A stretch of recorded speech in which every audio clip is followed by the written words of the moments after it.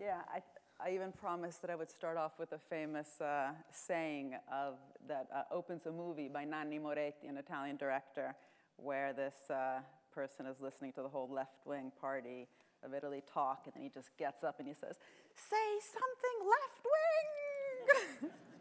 It's this wonderful saying, "Di qualcosa di sinistra," which it's not that I haven't been hearing left-wing things, and what left-wing means, let's not even get into that debate. But I'm trying to think why, what would actually make me sort of get goosebumps? and I did get some, but I think what we really need to do is to completely change the narrative of not only, innovation, and I've been writing a lot about that, I'm almost getting bored of it, but even how we talk about things like the severe scarcity that we're today confronting. Where did that scarcity come from? And where does wealth come from? And I'll get to the end of my 5 minutes, sort of some provocative, how do you say that in Italian, in English when you, on currently what the Labor Party is doing or is not doing, but I also see the same thing with the US Democratic Party and how it really could transform the debate, even around things like Obamacare, had it been talked about differently. Government not just meddling, regulating, intervening, but actually completely having actually been a key actor in creating the drugs that people are buying, right? It's not just regulating the healthcare system. And how do we actually change the way that we talk about this, both as economists, also as citizens, policymakers, and obviously the business world that is such a fundamental stakeholder in that process.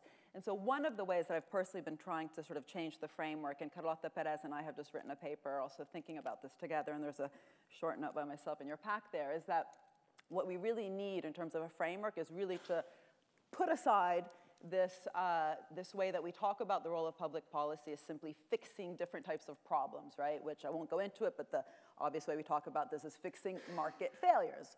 And actually talking about and using the tools that we heard about in the previous session on how to really allow us, in terms of the citizenry, policymakers, to actively shape and create markets. And don't forget that markets aren't just like this boogeyman out there, right? Sort of creating these short-termist kind of pressures on industry. You just have to go look at any industry, and I tend to look at them quite a bit. So telecommunications, there's hugely different ways in which firms respond to what are often called market pressures. So just a quick example, you have #1 company in the world in telecoms. Does anyone know what that is?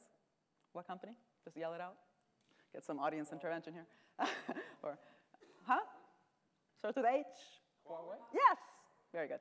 Right, Huawei, #1. #2, Ericsson, doing no share buybacks at all, something that Bill Azanik and I have been writing about. It's just one of the many proxies that one might have for something called how financialized the real economy has become. And other companies like Cisco, who are very much in that sort of broadly speaking telecommunications industry, spending almost 150% of their net earnings on share buybacks. So there's choices to be made on how to react to what are often called market pressures, right? But this is also because what is the market? The market is an outcome of interactions between different types of agents, right? Different types of private firms, large, small. Just think of pharma and biotech. You have some very large companies, some small biotech companies there. Different types of public sector agencies that are trying to nurture sort of growth in a particular area. And of course, households, which can or may not make investments in, say, the human capital of their kids, right? And so what we should really be talking about, I think, in terms of policymaking, is also how to affect those kinds of organizations. What kind of organizations, what kind of businesses do we actually want to be sort of nurturing in the UK to have a certain type of capitalism? I think Miliband talked about this in terms of productive versus, what was it, speculative or predatory capitalism. And actually to have the courage to say that, right?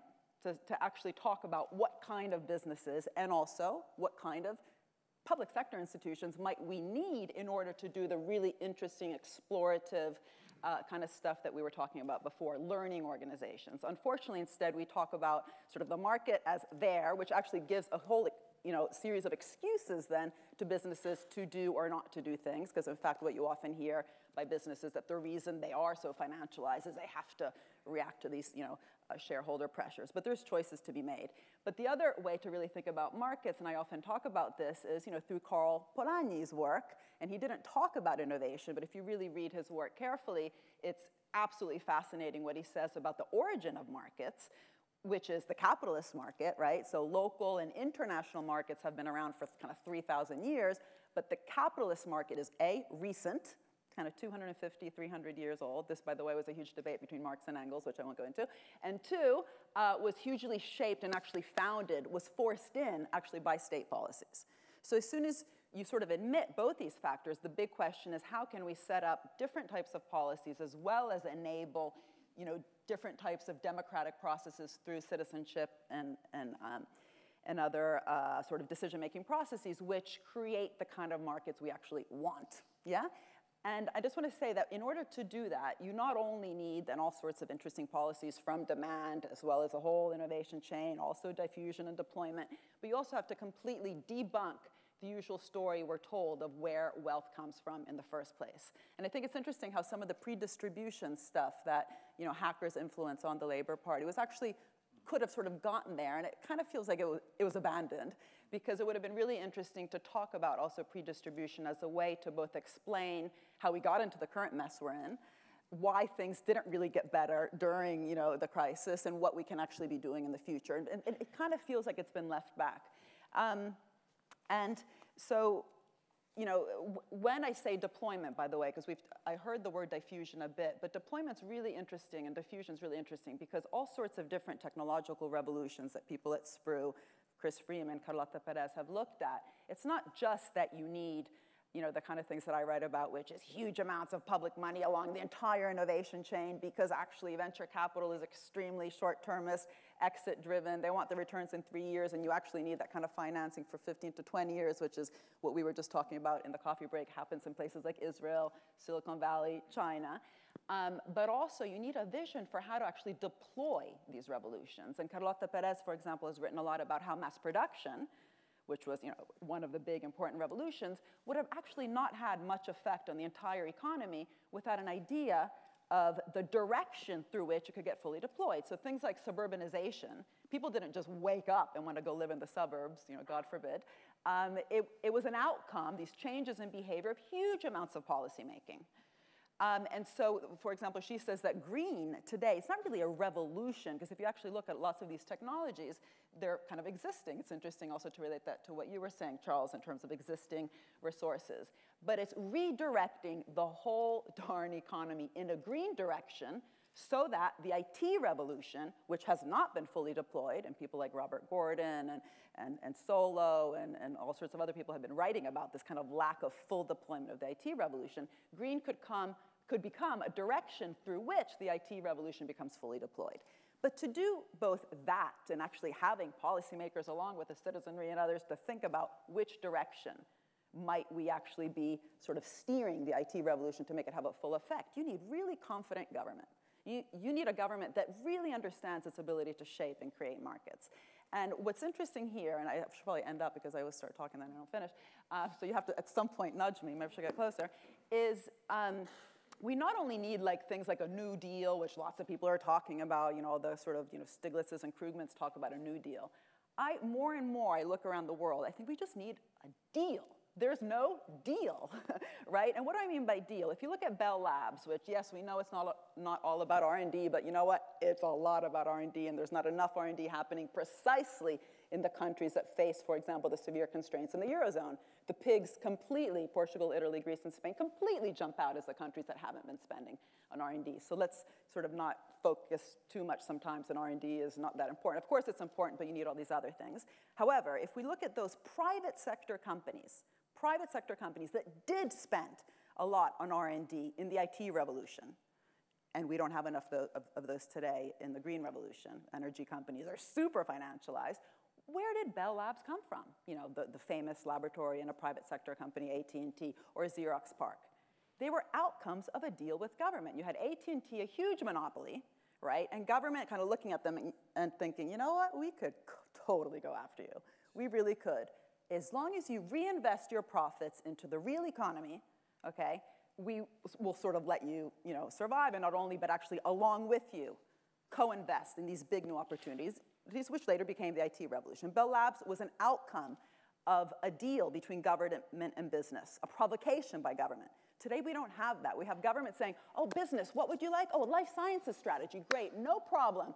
Pfizer and Amgen, two companies like Cisco that, again, spend huge amounts on financialized areas and are de-investing in the R, should be provoked in that way. Fiat, I'm from Italy, Fiat, an auto company in Italy spends nothing on new engines, right? China, 1.7 trillion on areas like new engines, environmentally friendly technologies, big state. The big question for China is whether they will get decentralized state, as we saw in Silicon Valley and Israel. Fiat, nothing on hybrid technology in Italy, a lot in the US. Why? Because Obama asked them to. Okay, they went to the US, the whole Chrysler deal. Obama said, well, fine, but you know what? You're going to spend on hybrid technology in this country, and they do. So that kind of real tension between government and business is extremely healthy. We don't see enough of it today, and I could use some pretty vulgar language of what we do see, but I'll hold myself. And so the real challenge for labor, I think, is not only to talk about these things like, not just market failures, market shaping, market creating, which I actually think labor does quite well, but to really challenge business. To really challenge business, not in this way of talking about it in terms of just predatory, parasitic or whatever it was, productive capital, but to not, to actually have a stance on things like, why is the patent box, as Paul Nightingale says, the stupidest policy ever? Well, it's because GlaxoSmithKline, one company, basically convinced the UK government to introduce it.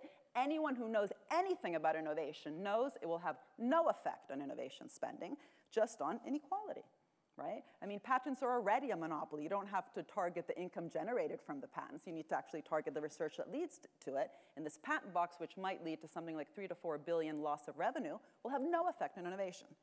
And we don't hear Labor or the Tories or Lib Dems or UKIP, obviously, talking about why that kind of lobbying of a government was wrong. And Labor, I think it was already being introduced then. Or the Labor Party itself was the party that in the year 2000 reduced the time that private equity has to be invested to get massive capital gains tax reductions from 10 years to 2 years in the name of bringing Silicon Valley. What does that do? That increases inequality, not innovation. So, also doing a bit of a mea culpa analysis and saying why things should change, also because those types of policies, both the patent box and that capital gains / tax construction there, was done because we had the wrong analysis of where innovation comes from. And we have to start there, and then we can talk about the policies. Great. Thank you, Mariana. I'll ask you to